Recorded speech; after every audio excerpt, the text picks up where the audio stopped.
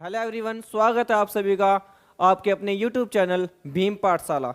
और आज हम फिर आपके लिए एक टॉपिक लेके आए हैं जिसका नाम है इंटेंसिटी या electric field intensity at equatorial point. इससे पहले लेक्चर में हमने electric field intensity axial point पे फाइंड आउट कर दी थी, जो थी E=1/4 पे एप्सिलॉन नॉट 2p अपॉन में r⁻3। ये हम फाइंड आउट कर चुके थे। अब हम यहाँ इंटेंसिटी फाइंड करेंगे इक्वेटोरियल में, यानी कि डाइपोल के सेंटर से वाई एक्सिस में, यानी इक्वेटोरियल में। वाई एक्सिस को ही हम कहते हैं यहाँ पर इक्वेटोरियल पॉइंट, यानी डाइपोल के सेंटर से ये पॉइंट पी कंसीडर करा हुआ है और इस पॉइंट पे आपको इंटेंसिटी बतानी है डाइपोल की। जो हमारे पास -q एंड +q चार्जेस है, इसी की वजह से यहाँ पॉइंट पी पे इंटेंसिटी बतानी है। तो हमने यहाँ पे ये कंसिडर करा हुआ है कि हमारे पास एक डाइपोल है जिसका डाइपोल मोमेंट p है और वो वैक्यूम में प्लेस्ड है। एक पॉइंट p कंसिडर करा हुआ है हमने डाइपोल के सेंटर से, और डाइपोल के सेंटर से जो डिस्टेंस है, उसको हमने यहाँ पे r कंसिडर करा हुआ है, स्मॉल r।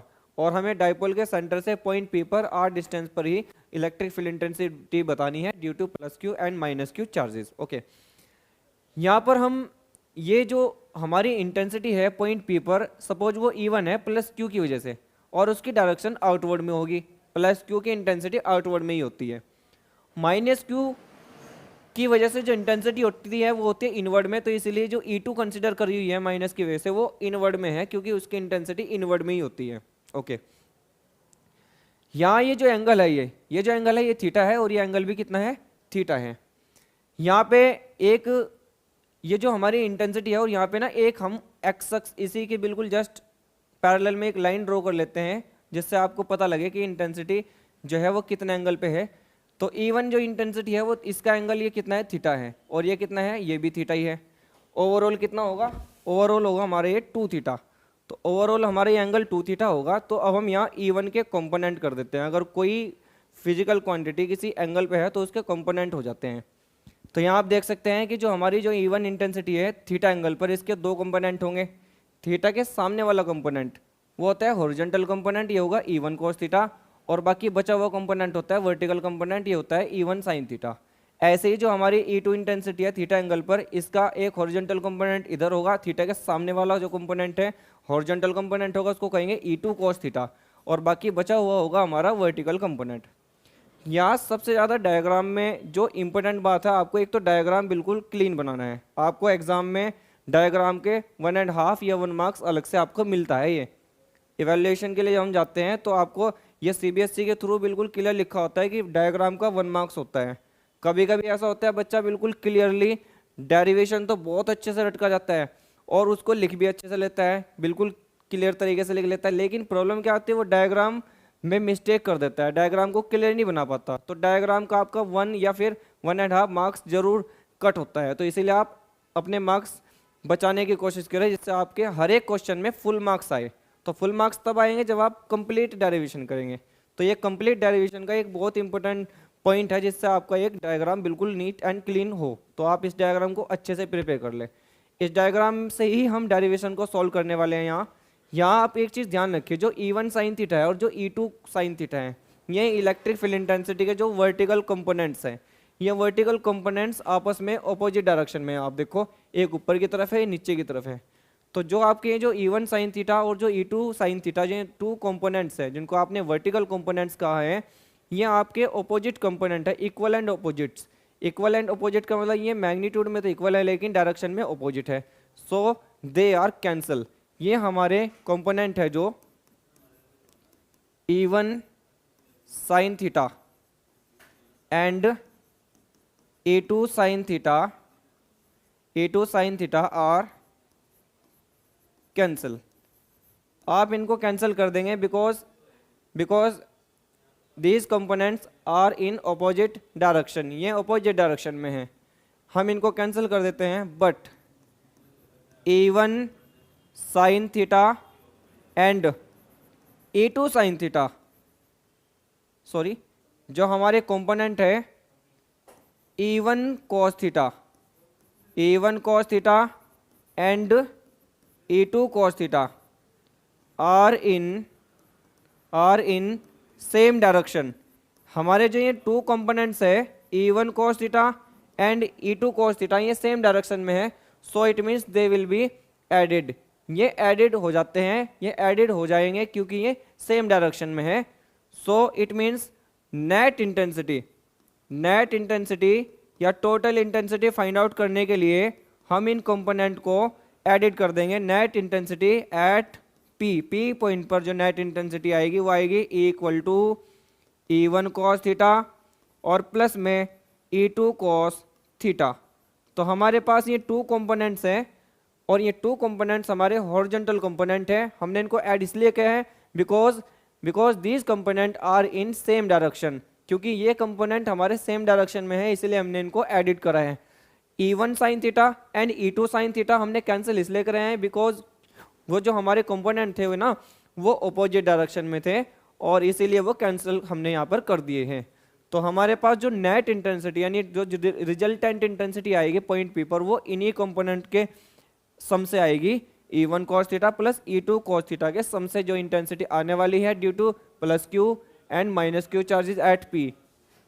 ओके, चलिए अब हम यहाँ पर सबसे पहले ये देख लेते हैं कि जो हमारा ये जो E1 एंड E2 है पॉइंट पी पर वो कितनी होने वाली है। एक तो आप ये ध्यान रखें कि माइनस एंड प्लस का मतलब होता है कि ये हमारे जो चार्जेस है ना ये नेचर में केवल अलग है लेकिन मैग्नीट्यूड में बिल्कुल सेम है। तो मैग्नीट्यूड में सेम होने का मतलब इंटेंसिटी हमारी जो आएगी वो एक जैसी आएगी, बस एक प्लस में होगी तो दूसरी माइनस में होगी। क्यों? क्योंकि माइनस क्यू से पॉइंट पी तक की distance root are square plus L square है और प्लस क्यू से पॉइंट पी तक की डिस्टेंस भी root are square plus L square है। ये डिस्टेंस तो समझ आ गई होगी, root are square plus L square कैसे आई है? नहीं आई समझ में तो एक बार फिर समझो। यहाँ सेंटर से यहाँ तक की डिस्टेंस एल है और सेंटर से प्लस क्यू तक की भी एल है और सेंटर से पॉइंट पी तक की आर है। तो पाइथागोरस थ्योरम के अकॉर्डिंग हाइपोटेनस क्या आता है? हाइपोटेनस का स्क्वायर इक्वल टू होता है बेस स्क्वायर प्लस में परपेंडिकुलर का स्क्वायर। तो जब हाइपोटेनस का स्क्वायर आप हटाओगे तो इसका और इसका स्क्वायर का सम नहीं करोगे क्या तो यही नहीं आएगा, ऐसे सिमिलरली वो आएगा। ठीक है, तो ये हमने डिस्टेंस यहाँ पे फाइंड आउट करी है माइनस क्यू से पॉइंट पी तक की प्लस क्यू से पॉइंट पी तक की, क्योंकि जब हम इंटेंसिटी का फॉर्मूला यूज करेंगे ना क्या होता है इंटेंसिटी का formula E equal to 1/4πε0 Q upon r square. तो क्योंकि इंटेंसिटी के फॉर्मूले में 1/r स्क्वायर नहीं आता क्या तो इसीलिए हम यहाँ माइनस क्यू से पॉइंट पी तक की डिस्टेंस ये पुट करेंगे, ऐसे प्लस क्यू से पॉइंट पी तक ये वाले डिस्टेंस पुट करेंगे। सही है, सिंपल फॉर्मूला जब यूज करेंगे। तो ये जो E1 इंटेंसिटी है और जो E2 इंटेंसिटी है ना पॉइंट पी पे ये आपस में बिल्कुल इक्वल आएगी। क्यों आएगी इक्वल? चार्ज के मैग्नीट्यूड भी सेम है, माइनस क्यू से पॉइंट पी तक की डिस्टेंसेस भी सेम है, तो इसीलिए E1 इक्वल टू होगी किसके? E2 के होगी। तो यहाँ पे जो इंटेंसिटी रहेगी हमारी जो इंटेंसिटी रहेगी वो क्या रहेगी? वो इंटेंसिटी क्या रहेगी? सेम रहेगी। E1 इक्वल टू होगा किसके? E2 के होगा। कहाँ पर? पॉइंट P पर। क्यों होगा अभी आप बताया तो आपको, minus Q and plus Q same magnitude के चार्जेस हैं। माइनस क्यू से पॉइंट P तक की distance root are square plus L square है और प्लस चार्ज से भी वही है। जब आप इंटेंसिटी फाइंड करोगे तो सेम नहीं आएगी क्या? तो चलो अब हम यहाँ अगर सेम आएगी तो इक्वेशन क्या आती है हमारे पास? E equal to E1 cos theta और प्लस में E2 cos थीटा। जब इंटेंसिटी सेम थी तो इसीलिए आप यहाँ E इक्वल टू इसको लिख सकते हैं E1 cos थीटा और प्लस में E2 की जगह भी क्या लिख देते हैं? E1 cos theta. इक्वल है यहाँ आपस में इसलिए। तो E equal to E1 cos theta and E1 cos theta क्या हो गया? 2E1 cos theta. अब यहाँ हमें टोटल इंटेंसिटी फाइंड आउट करने के लिए हमारे पास रिजल्टेंट इंटेंसिटी यहाँ पे आने वाली है। हमें यहाँ पर एक तो चाहिए E1। E1 क्या है? प्लस क्यू चार्ज से पॉइंट P तक की इंटेंसिटी, यानी प्लस क्यू चार्ज की वजह से पॉइंट P पे इंटेंसिटी है E1। और cos थीटा क्या है? एंगल होता है। ये कौन सा एंगल है? ये आप डायग्राम में देख सकते हैं। यहाँ पर ये डायग्राम में आप देख सकते हैं ये देखिए ये थीटा है यहाँ पर। एक तो आपको थीटा की जरूरत पड़ रही है वहाँ पर और एक आपको पड़ रही है प्लस क्यू से पॉइंट P तक की डिस्टेंस ये रही। तो सब चीज़ें पता है हमें। E1 intensity plus q charge की वजह से E1 इंटेंसिटी है तो पॉइंट P पे आउटवर्ड में, तो ये डिस्टेंस है हमारे पास है ये रही डिस्टेंस, ठीक है। तो यहाँ पे आप अब एक तो कोस थीटा फाइंड करो। अगर मान लो कोस थीटा की जरूरत है तो कोस थीटा कैसे निकालोगे आप? देखो theta cos theta equal to क्या होता है? कोस थीटा इक्वल टू होता है बेस अपॉन हाइपोटेनियस। थीटा के सामने वाली साइड परपेंडिकुलर होती है, तो भाई यहाँ से यहाँ तक की डिस्टेंस क्या बना? ये बेस नहीं बना क्या? और ये हाइपोटेनियस बन गया। तो कोस थीटा आ जाएगा। कोस थीटा देखो क्या आएगा, यहाँ ये रहा थीटा, और थीटा के सामने वाली साइड को परपेंडिकुलर कहते हैं, ये बेस बन गया, ये हाइपोटेनियस बन गया। थीटा के सामने वाली साइड परपेंडिकुलर, तो और कोस थीटा होता क्या है? Base upon hypotenuse. तो बेस ये रहा और हाइपोटेनियस ये रहा। तो कोस थीटा हमारा निकल के आया यहाँ पे L upon root are square plus L square. तो हमारे पास यहाँ से इसी डायग्राम से, ये डायग्राम आपको अच्छे से लर्न करना है, इसी डायग्राम से आप इसको सॉल्व करेंगे डेरिवेशन को। तो कोस थीटा, आप यहाँ से कोस थीटा की वैल्यू रखेंगे L upon root are square plus L square. ये अभी हमें E1 भी चाहिए। ये E1 का मतलब है intensity due to plus q at p, तो वो भी आ जाएगी। देखो यहाँ पे intensity, electric field intensity due to plus q charge at p क्या आएगी? E1 equal to 1/4πε0 q upon distance कौन से लेंगे? Root are square plus L square. और क्योंकि सिंपल फॉर्मूले में तो स्क्वायर आता है डिस्टेंस का, तो इसीलिए मुझे इसका भी स्क्वायर करना पड़ेगा। ले कर दिया स्क्वायर इसका भी, है ना। अब आप यहां पर ये जो E1 है, ये जो E1 है ये है हमारा 1/4πε0 क्यू अपॉन, ये देखो रूट का स्क्वायर है तो रूट हट जाएगा, तो आएगा कितना? R square plus L square, ये आ गया। अब देखो इसको मैं इक्वेशन 2 कंसीडर कर लूँ। अब हमारे पास कोस थीटा की वैल्यू भी है, यहाँ पुट कर देंगे। अब हमारे पास E1 की वैल्यू भी है, सेकंड इक्वेशन में पुट कर देंगे। उसके बाद सॉल्यूशन बचेगा बाय इक्वेशन 2।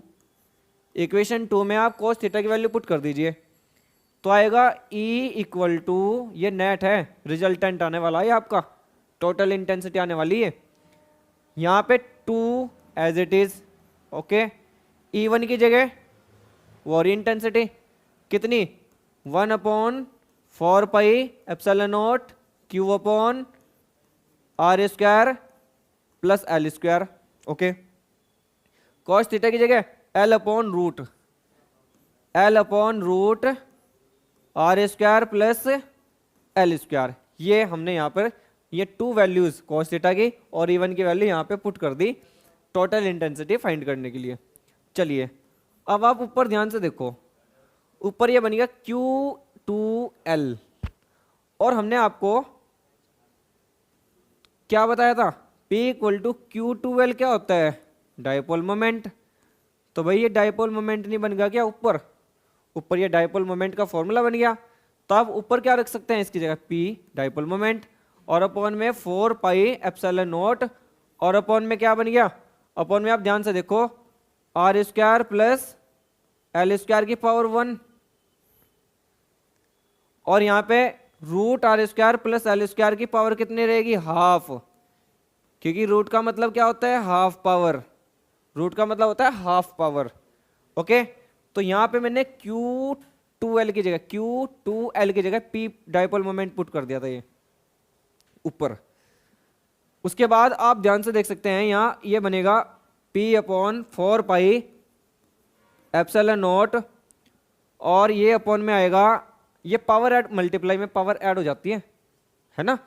तो ये रूट, ये आ गया R square plus L square की पावर 1 और R square plus L square की पावर हाफ, एक जैसे फंक्शन की पावर ऐड हो जाती है। तो हाफ को, ये जो हाफ है ना 1 में ऐड हो जाएगा, तो बनेगी power R square plus L square की पावर 3/2, 1.5, तो 3/2 बन गई है। तो 3/2 ये बन गया आपकी पावर। अब हम इसको थोड़ा सा और सोल्व करेंगे और हमारे पास फाइनली एक रिजल्ट आएगा टोटल इंटेंसिटी का।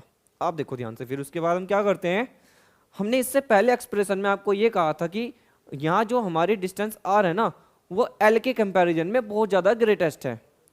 इसीलिए हम यहाँ पर ये कहेंगे कि because R is greater than L so L is neglected. हम एल को वहाँ पे भी नेग्लेक्ट कर चुके, यहाँ पे भी करेंगे।